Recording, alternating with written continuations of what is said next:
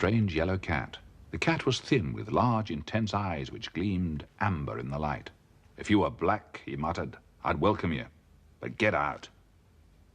The cat's melancholy amber eyes gleamed up at him, but it made no sign and continued to follow. Like all gamblers, Gray was intensely superstitious, although he'd had experience of the futility of all supposedly luck-bringing mascots. But this wretched yellow cat that ought to have been black didn't irritate him as might have been expected.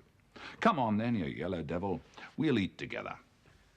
It was a bitterly cold, misty night, and as Gray stumbled numbly across the street, he noticed that the yellow cat had disappeared. Gave no thought to the incident until a few minutes later at the top of the stairs he saw the creature lying across the threshold of his door. He said to himself, "That's odd." The cat looked at him impassively with brooding, sullen eyes. Gray opened the door. Silently, the yellow cat rose and entered the shadowy room. There was something uncanny, almost sinister in its smooth, noiseless movements. Gray was a card sharper and professional gambler, but his credit was exhausted. He was cold, hungry, and desperate. Presently his clothes, the last possession, would betray him, and no longer would he be able to borrow the casual trifle that started him nightly in his desperate bout with fortune. At first, Gray couldn't see the cat. As he lit the small gas ring, which was the room's sole luxury, it jumped noiselessly to the floor, approached, and stretched its lean, yellowish body very softly, but plaintively. It began to mew. Gray cursed it. Then he turned to the cupboard and took out a cracked jug. He poured out the little milk it contained into a plate. The cat drank with the fierce rapidity which betokens hunger and thirst. Gray watched it idly as he poured whiskey into a cup. He drank and refilled the cup. The cat looked up. Gray became uncomfortably aware of its staring yellow eyes. Seized with a crazy impulse, he poured the whiskey from his cup into the remainder of the milk. "Share and share alike," he cried. "Drink, you..." And the yellow cat snarled at him, and Gray was for a moment afraid. Then he laughed, as if to himself for allowing his control to slip. The cat went to the foot of the bed, its eyes gleaming warily in Gray's direction. Usually, the morning found Gray profoundly depressed and irritable. For some unaccountable reason, he felt now almost light-hearted. He counted his money and decided to obey an impulse to buy food for the cat, and at the cost of a few pence, added a portion of raw fish to his purchases. On the way home, he was hailed by a voice he'd almost forgotten. "Gray, just the man I want to see. You'll have a drink? I've just touched lucky." A little later, Gray emerged from the public house the richer by £5, which the other had insisted on lending him in return for past favours. Now, what exactly the past favours had been, Gray was too dazed to inquire. Didn't even remember the man's name. He was still trying to remember who the man was when he climbed the stairs. It was when his eyes alighted on the yellow cat that he suddenly remembered. The man was Felix Mortimer, and Felix Mortimer had shot himself during the summer. Anyway, the £5 note was real enough. He methodically placed the fish in a saucepan and lit the gas ring. Presently the cat was eating. Gray, turning the £5 note in his hand, wondered whether the cat had after all changed his luck. But his thoughts kept reverting to Felix Mortimer. The next few days left him in no doubt. At Granny's he won steadily. From roulette he turned to chemin de fer, elated to find that his luck held good. He left Granny's the richer by £200. His success was the prelude to the biggest slice of luck he'd ever known.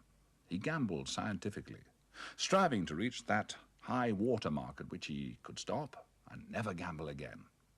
But somehow he couldn't make up his mind to leave the poverty-stricken room. He was terribly afraid it would spell a change of luck. He tried to increase its comfort, but it was significant that he bought first a basket and a cushion for the yellow cat. For there was no doubt in his mind that the cat was the cause of his sudden transition from poverty to prosperity. In his queer, intensely superstitious mind, the yellow cat was firmly established as his mascot. The days passed, and Gray became ambitious. He was now within reach of that figure he fondly imagined would enable him to forsake his precarious existence, and he decided to move into more civilized surroundings. He procured an expensive wicker contraption to convey the yellow cat from the garret to his newly acquired maisonette. It was furnished in abominable taste, but the reaction from sheer poverty had its effect. One day, Gray met a woman who was different from any other woman he'd ever met. Elise Dyer, with her fair skin and her deep violet eyes, provoked him into a state of unaccustomed bewilderment. They talked one night of mascots. Gray, who'd never mentioned the yellow cat to a soul, whispered that he would, if she cared, show her the mascot which had brought him his now proverbial good luck. The girl agreed with eager enthusiasm to go to his flat. Together they took a cab to the flat, and Gray felt that he had reached the pinnacle of triumph. Life was wonderful, glorious. What did anything matter now? But as they entered the room, the cat seemed aware of something unusual, regarding them with a fierce light in its eyes. The girl screamed. "For God's sake, take it away," she cried. "I can't bear it." She began to sob wildly and retreated towards the door. At this, Gray lost all control and, cursing wildly, seized the animal by the throat. "Now, don't cry, dear," he panted, Gray, holding the cat. "I'll settle this swine soon enough. Wait for me."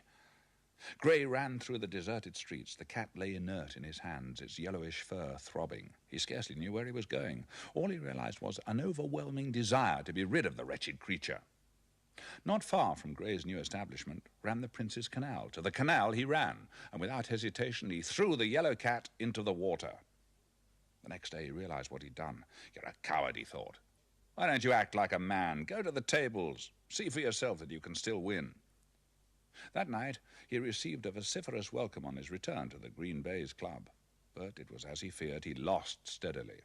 And suddenly an idea came to him. Supposing the cat was still alive? Why, there was a saying that every cat had 9 lives. For all he knew, it might have swum safely to the bank and gone away. After what seemed an interminable delay, he reached the spot where he'd flung the cat into the canal. The stillness of the water brought home to him the futility of searching for the animal here. The thing preyed on his mind in the days that followed. Exhaustive inquiries failed to discover the least trace of the yellow cat. Night after night he went to the tables, lured there by the maddening thought that if only he could win, he would drug the torment and be at peace. But he lost. And then one day a strange thing happened. Gray didn't get out of his bed until late in the afternoon.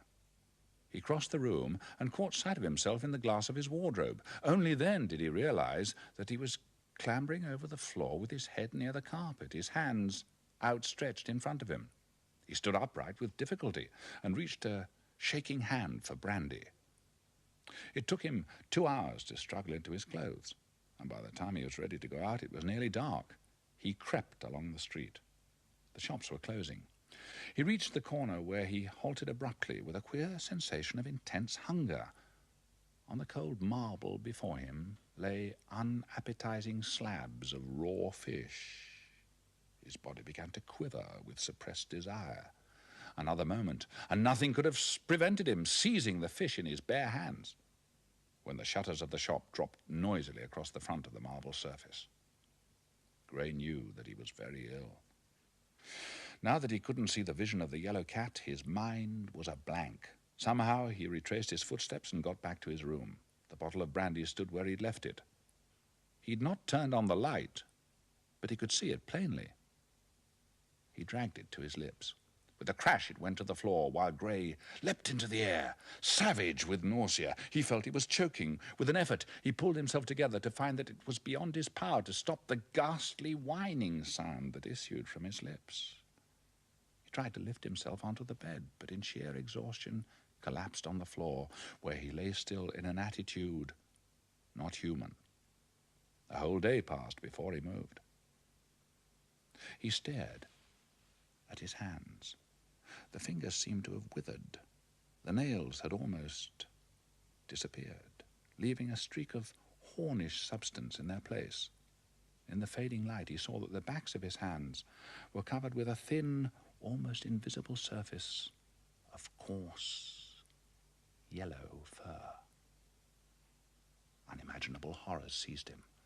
The thread of his brain was being stretched to breaking point. Presently it would snap, unless the yellow cat alone could save him.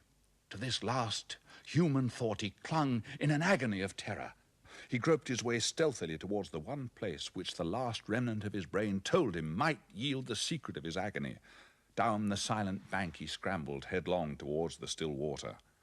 On the edge of the canal he halted, his eyes searching the depths of the motionless water. There he crouched, searching, and there in the water he saw the yellow cat. He stretched out the things that were his arms, while the yellow cat stretched out its claws to enfold him in the broken mirror of the water.